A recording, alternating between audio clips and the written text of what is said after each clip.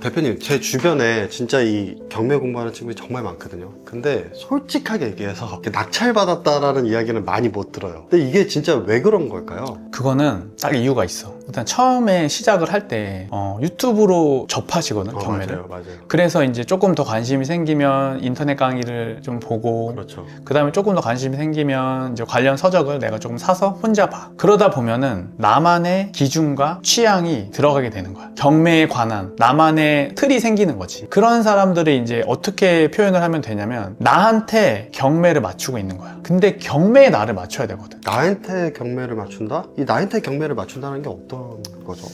내가 일단 내 사례를 갖고 한번 얘기를 하면 좀 좋을 것 같아. 나랑 진짜 10년 정도 같이 투자를 하신 분이 계셔. 평생을 압구정에 사셨어. 나고 자라고 지금도 살고 계시고, 그러니까 당연히 좀 재력도 있으시고, 근데 그분은 심지어 경매 지식도 풍부하거든. 근데도 10년 동안 낙찰을 못 받았다는 얘기. 10년 동안 한 건도 안 받았어요? 내가 그분을 보고 경매도 많이 아시고 그런데 왜 이렇게 낙찰을 못 받으실까? 결국에는 그분이 검색을 하고 관심을 갖는 곳은, 처음에는 나를 처음 만났을 때는 압구정 현대아파트 이제 중형 평수에 사셨어. 근데 대형 평수로 가고 싶으신 거야. 경매로?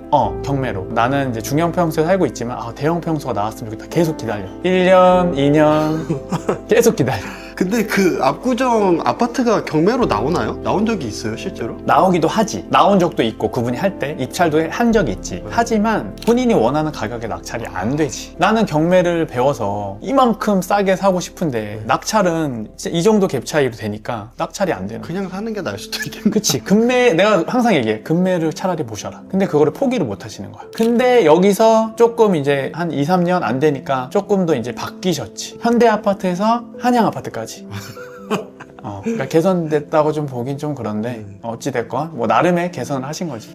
그게 이제 대표님이 말씀하시는 내 기준에, 그치. 내 취향에 맞는. 나한테 맞추는 거야, 경매를.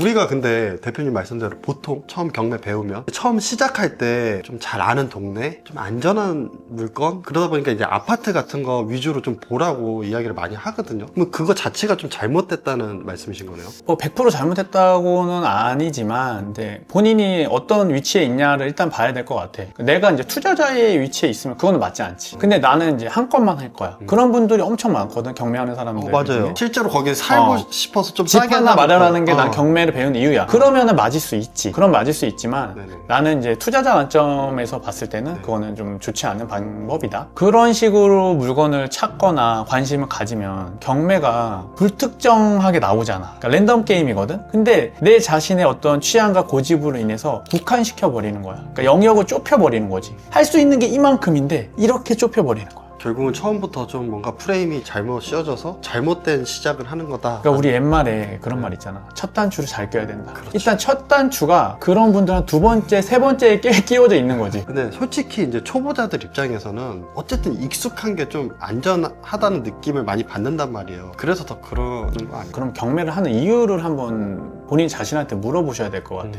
경매를 왜 하는 걸까? 경매는 돈을 벌려고 하는 거죠. 경매는 돈을 벌려고 하는 거잖아. 근데 아까처럼 나만의 틀을 만들어서 경매가 오기를 기다리면 올까? 근데 반대로 네. 내가 경매를 막 찾아가. 수익률이 높은 물건을 막 발굴해내. 그게 확률이 높을까? 부자가 훨씬 높은 그치. 것 같아요. 네. 그 한 끗 차이가 경매에서 성공을 하느냐 실패를 하느냐 그게 달린 거지.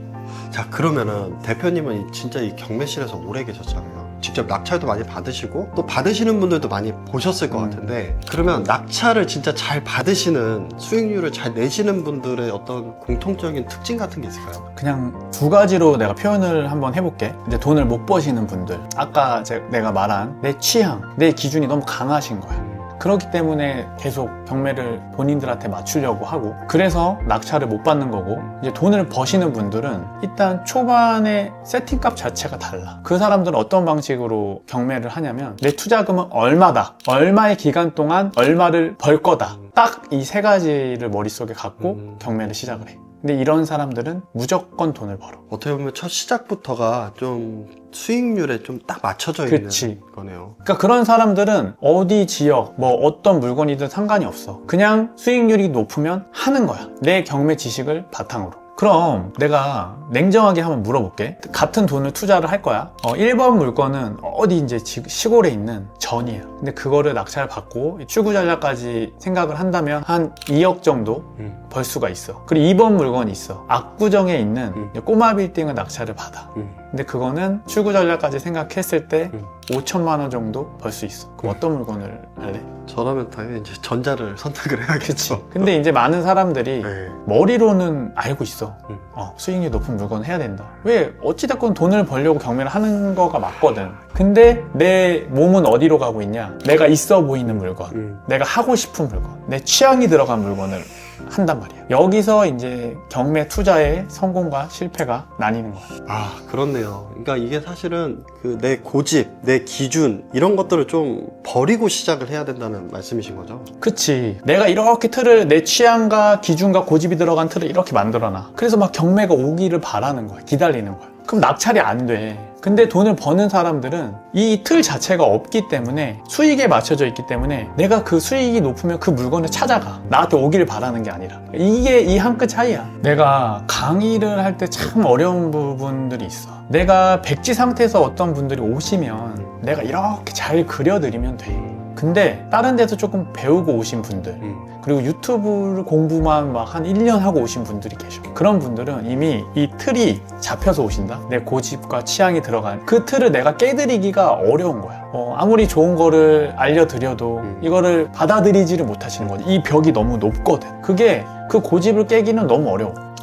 아, 진짜 이 대표님 말씀을 들으니까 저를 포함해서 정말 많은 분들이 뜨끔할 것 같아요. 자, 그러면 이제 마지막으로 그런 분들에게 이제부터는 좀 다르게 할 수 있는 대표님의 어떤 충고나 조언 이런 거를 한번 해주신다면. 일단 좀 심플하게 시작을 하셨으면 좋겠어. 처음을 내가 보고 있는 경매 사이트에 들어가셔서 네. 관심 물건을 한번 쭉 보셨으면 좋겠어. 보셨을 때 어떤 물건은 내 취향과 고집이 들어가 있는 물건이 있을 거고, 또 어떤 물건은 수익률에 맞춰져 있는 물건이 있을 거야. 취향과 고집이 들어간 물건은 과감하게 지우셔야 돼. 오늘 영상을 끝으로. 그때부터 이제 진짜 경매 투자에 제대로 된 시작이 되는 거야. 딱 정도로 갈 수 있을 거야.